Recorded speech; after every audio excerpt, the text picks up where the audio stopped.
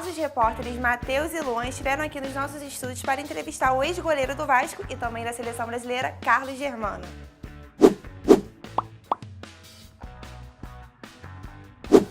Fala galera, sejam bem-vindos ao Futebol nos Une do canal Uniboleiros. Eu sou o Luan Scheres e hoje eu tô aqui com meu querido amigo Matheus Oliveira. Estamos aqui para mais uma entrevista muito interessante agora com o Carlos Germano. É isso aí, muito obrigado Carlos Germano por você ter se disposto a vir aqui gravar com a gente. Prazer. Queria começar perguntando pra você como foi seu início de carreira, como você decidiu jogar futebol. Bom, eu sou do interior do Espírito Santo, né? Sou da cidade chamada Domingos Martins.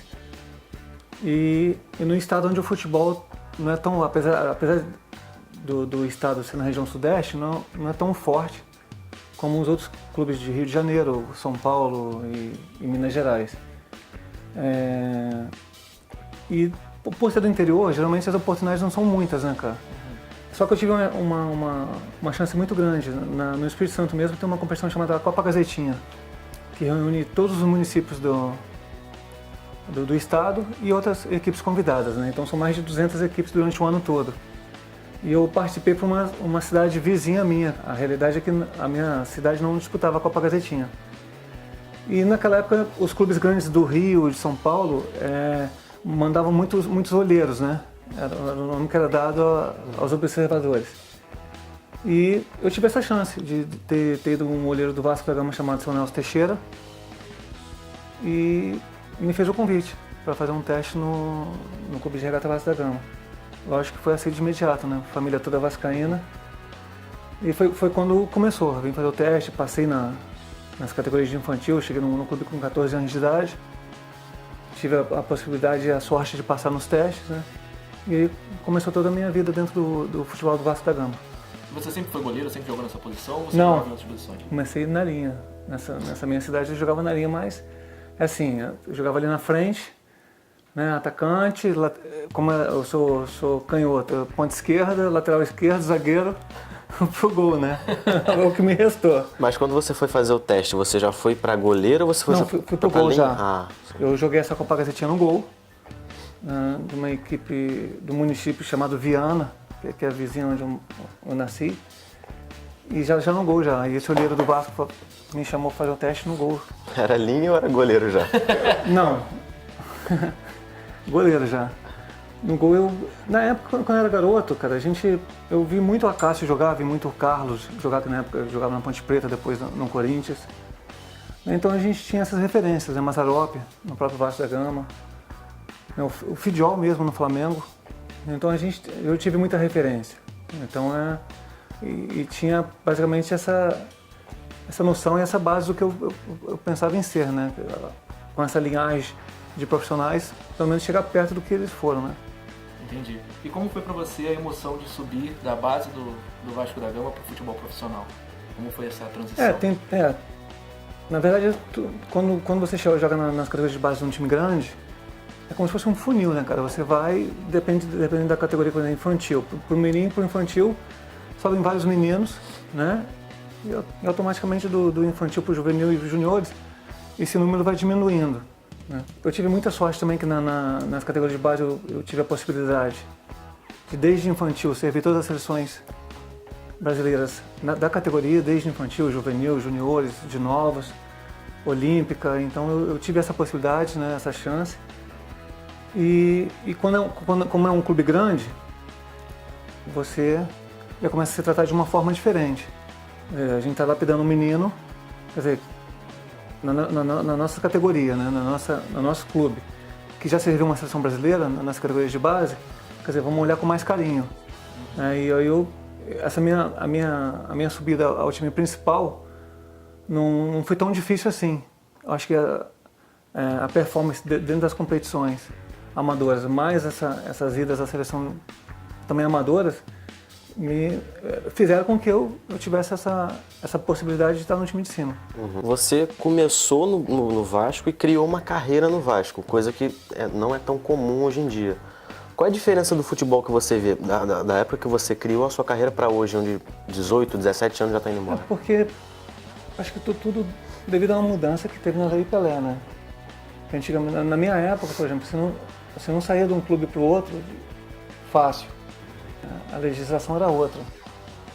Por exemplo, eu estou jogando no time principal do Vasco. Acabou o meu contrato naquela época, o seu passe era estipulado na federação. Só sairia se viesse um outro clube e bancasse esse valor. Hoje na Lei Pelé não, você acabou o seu contrato, acabou, você vai para onde você quer. Talvez por isso muitos jogadores ficavam muito tempo no clube. No meu caso eu fiquei 15 anos no Vasco da Gama, né, contando 5 anos de categoria de base e 10 anos de profissional. 97 foi um grande ano pro Vasco. O Vasco foi campeão brasileiro, campeão da Libertadores. E como é que você recebeu isso tudo na carreira? Foi a primeira Libertadores? Nesse ano mesmo, em 97, eu tive o passe estipulado na federação, que acabou meu contrato. E logo depois eu renovei com o clube e a gente foi campeão brasileiro desse ano, né, em 97. Foi um ano maravilhoso. O time encaixou de uma forma tão rápida, né? Porque quando você faz as contratações, você não espera que as coisas aconteçam. Assim, lógico, você procura um grande jogador, você faz essa aquisição, né, de um grande jogador. O Vasco conseguiu trazer grandes jogadores na época, né? E outros jogadores da categoria de base que estavam subindo, que era o caso do Felipe e do Pedrinho. Né? E aí o Vasco ainda contratou o Mauro Galvão e o Evair. Então o Divan veio do Madureira, do americano, quer dizer, e o Nasa do Madureira. Tudo com possibilidades, né? Fizeram campeonatos cariocas. Foram bem nas suas equipes e o Vasco apostou. Quer dizer, é muita mudança. Você sai de um campeonato carioca e aí você de repente tem 5, 6 mudanças numa equipe, né? E aí o treinador tem que ter um trabalho para fazer com que essas peças se encaixem, né? O início do Brasileiro do Vasco em 97 não foi bom. O Vasco não teve um início bom, perdia uma e ganhava outra. Eu perdi alguns jogos e alguns pontos dentro de casa. E o Vasco não brigava naquela situação por almejar uma classificação, né, entre os 8 para disputar uma final de brasileiro. Na metade do campeonato, quando o time encaixou, aí o Vasco deslanchou. Né, grandes jogadores tarimbados já, que haviam sido campeões por anos passados. Foi o caso do Evair, do Mauro Galvão, do próprio Edmundo. Né, e o time encaixou de uma forma que a gente, da metade do campeonato em diante, a gente sentia que o Vasco era um grande favorito à conquista do título nacional naquele ano. A gente estava falando aqui de 97 e 98. 98 teve a Copa do Mundo, você foi convocado, esteve na Copa. Como é estar numa Copa do Mundo? Mas é o auge, né, cara? É tudo que você pensa, né? Tudo que você pretende durante a sua carreira de futebol, que você está jogando. Primeiro estava jogando um time grande, como era o Vasco da Gama. Aí, no ano anterior, você é campeão nacional. Quer dizer, já é um passo para você estar sendo visto com bons olhos, né, pela comissão técnica da seleção brasileira. Eu já havia sido convocado anos anteriores, né, por essa mesma comissão, né, e feito alguns jogos amistosos. E em 97 veio coroar justamente a ida, talvez, à Copa do Mundo, né? Porque antes de uma Copa veio só o Campeonato Carioca, né? E o Vasco foi campeão naquele ano de 98, Carioca, e com um grande time, o mesmo time da Campeonato Nacional de 97. Então isso tudo te ajuda, né, na hora de uma convocação. E por ter sido convocado antes pela mesma comissão técnica da seleção de 98, as possibilidades aumentaram. Aí você vai defender seu país, que é tudo que você sonhou na tua vida, né? Sim. Em 98 foi assim, obviamente, depois da história recente do 7-1, foi uma das maiores decepções aquela derrota para a França, que o Brasil vinha bem e esperava-se que o Brasil fosse campeão. Qual a lembrança que você tem naquele 3-0? Na verdade, foram duas equipes que vinham se classificando. Lógico que a Copa do Mundo é muito difícil, né? De fase em fase. Sinceramente, quando a gente chegou no jogo de semifinal, que a gente passou pela Holanda, nos pênaltis, que foi um grande jogo, a gente sentia na época que tinha condição de ser campeão do mundo, né, pelo jogo que foi feito, porque a França passou, acho que pelo Paraguai, também na prorrogação, no gol de ouro na época, né? Sim. E a gente imaginou que fosse fazer um jogo mais parelho na final em relação ao que foi, né, os 3-0 de 98, né?